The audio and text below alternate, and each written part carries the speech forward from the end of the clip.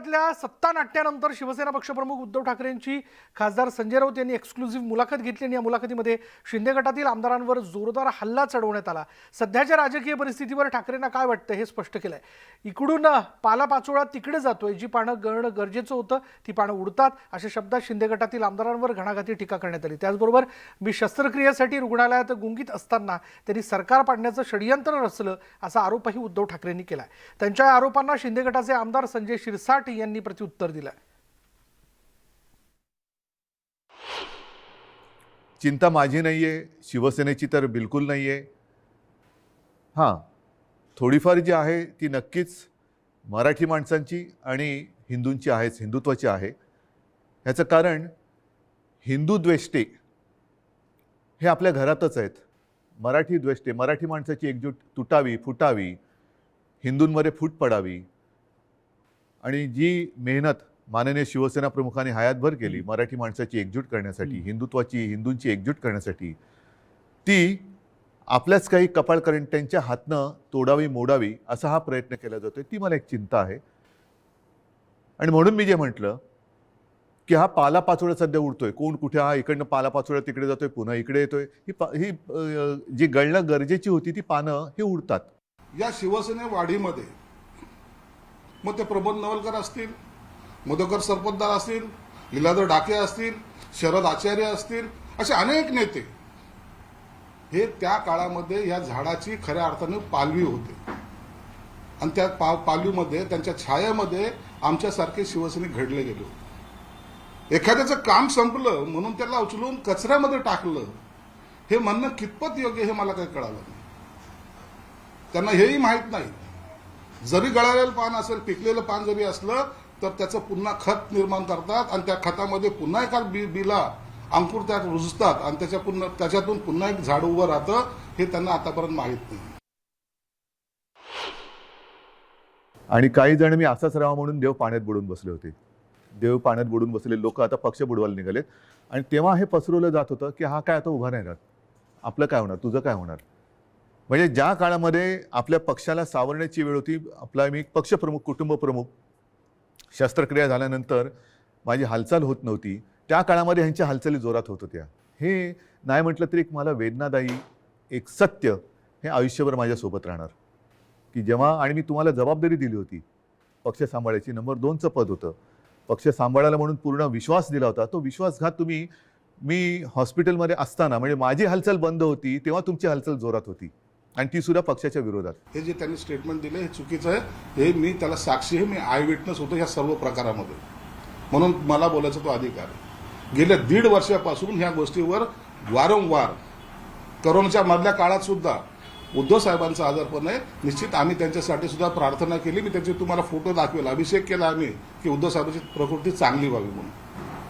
परंतु ही जी घटना आहे 1.5-2 वर्षापासून चालली होती। उद्धव साहेबांबरोबर 5 मिटिंगा ह्या आजारी पडण्याच्या काळात झालेल्या नाहीत। उद्धव साहेबांवर ज्या मिटिंगा झाल्यात त्यांना वारंवार जाऊन जे सांगितलं गेलं होतं त्यावेळेला हे सगळं ठरलं गेलं होतं। त्यावेळेला त्यांना सांगितलं होतं राष्ट्रवादी आणि काँग्रेस आपल्याला नकोय। माझं आव्हान आहे की ठाकरे आणि शिवसेना नातं तोडून दाखवा, मात्र ते करताना माझ्या वडिलांचे फोटो लावून मतं मागू नका। प्रत्येकाला आई वडील असतात आणि त्यांच्याबद्दल मला आदर आहे, मला माझ्या आईवडिलांबद्दल आदर आहे, तसं प्रत्येकानं प्रत्येकाच्या आईवडिलांबद्दल आदर असायला पाहिजे। आता गेल्या आठवड्यात गुरुपौर्णिमा झाली, मी माझ्या वडिलांना, आजोबांना गुरु मानतो। प्रत्येकाने पितृदेव भव मातृदेव भव देव मानलं पाहिजे, स्वतःच्या आईवडिलांचे फोटो लावावेत आणि मतं मागावीत। जर आज माझ्या दुर्दैवाने माझे आईवडील माझ्यासोबत असे नाही आहेत, पण ते नेहमी मी माझ्यामध्ये आहे असं मानतो, पण ज्यांची आई आणि वडील हे सुदैवाने त्यांच्यात आहेत, तर मी म्हणेन असा आशीर्वाद पुन्हा दुसरा मिळू शकत नाही। त्यांना घेऊन सभा घ्याव्या, भाषणं करावीत आणि मतं घ्यावीत। माझे वडील काय चोरताय? एका दर्जामध्ये वर गेलेल्या माणसाला खाली खेचायचं काम करू नका। शिवसेना प्रमुखांनी असं कधीच नाही केलं। शिवसेना प्रमुख जरी इतके मोठे जरी झाले होते तरी त्यांनी कधी छत्रपती शिवाजी महाराजाला नमस्कार केल्याशिवाय सभेची सुरुवात केली नाही, हे कसं विसरता। म्हणून शिवसेना प्रमुख ही तुमची प्रॉपर्टी नाही, ही प्रत्येक शिवसैनिकांचं दैवत आहे, ही गोष्ट लक्षात ठेवा। यापुढे असा उल्लेख करू नका, शिवसेना प्रमुखाला खुजं करण्याचा प्रयत्न करू नका। जी पानं गळालीत ना त्यांचा अपमान करू नका. आज आम्हीही पाहतो मनोहर जोशी तुमच्या बाजूला बसलेले दिसत नाहीयेत. कधीही लीलाधर ढाके तुमच्या बाजूला बसलेले दिसत नाहीत. समजा मी मुख्यमंत्री त्यावेळेला यांना केलं असतं, यांनी वेगळं आणखीन काय केलं असतं? कारण यांची भूकच भागत नाही.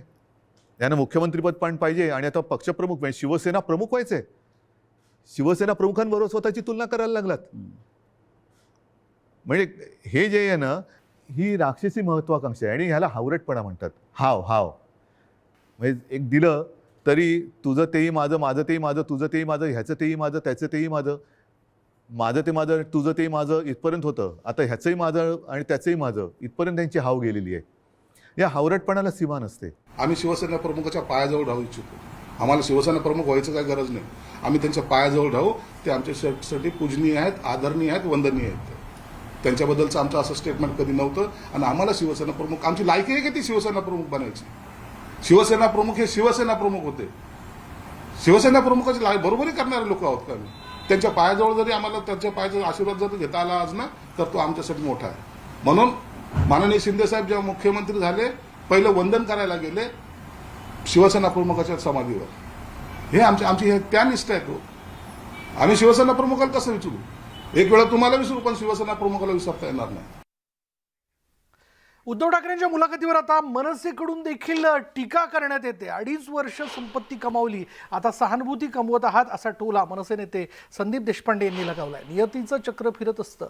आज तुम्ही आजारी असताना आमदार फोडले म्हणता, पण जेव्हा अमित ठाकरे आणि राज ठाकरे आजारी होते तेव्हा तुम्ही मनसेचे नगरसेवक फोडले असा घणाघात देशपांडेंनी केलाय. त्याचबरोबर बाळासाहेब हे सर्वांचे आहेत, कुणा एकट्याचे नाहीत असंही देशपांडे म्हणालेत.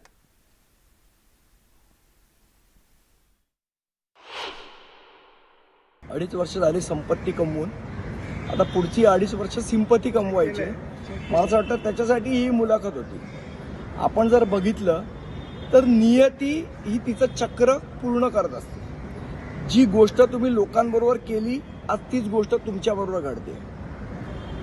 तुम्ही मनसेचे 6 नगरसेवक फोडले, आज तुमचे आमदार फुटले. तुम्ही कधी फोडलेत मनसेचे 6 नगरसेवक? ज्यावेळा अमित ठाकरेंची तब्येत बरी नव्हती, ते एका मोठ्या आजाराशी लढत होते आणि सन्माननीय राजसाहेब त्यामध्ये व्यस्त होते, त्यावेळेला 6 नगरसेवक फोडायचं पाप तुम्ही केलं. आज तेच गोष्ट तुमच्या बाबतीत घडते. त्यामुळे ह्याच्यामध्ये एक म्हटलं जातं की जे कर्म असतं ना, त्याची फळं इथेच भोगायची असतात. जे कर्म तुम्ही करता त्याची फळं इथेच भोगायची आहेत आणि ती तुम्ही भोगताय. आता सन्माननीय बाळासाहेबांच्या साठी, स्मारकासाठी जेव्हा तुम्ही महापौर बंगला मागितलात, त्यावेळेला सन्माननीय बाळासाहेब पूर्ण महाराष्ट्राचे होते ना. मग आता तुमचे एकट्याचे कसे झाले? मुळात सन्माननीय बाळासाहेब ठाकरे हा विचार आहे आणि विचारावर कोणाचाही मालकी हक्क नसतो. आणि बाळासाहेब तर महाराष्ट्राचे काय देशाचेच नेते होते. मग ते तुमचे एकट्याचे कसे झाले? तुमच्या सोयीप्रमाणे तुम्ही त्याचे अर्थ बदलणार का?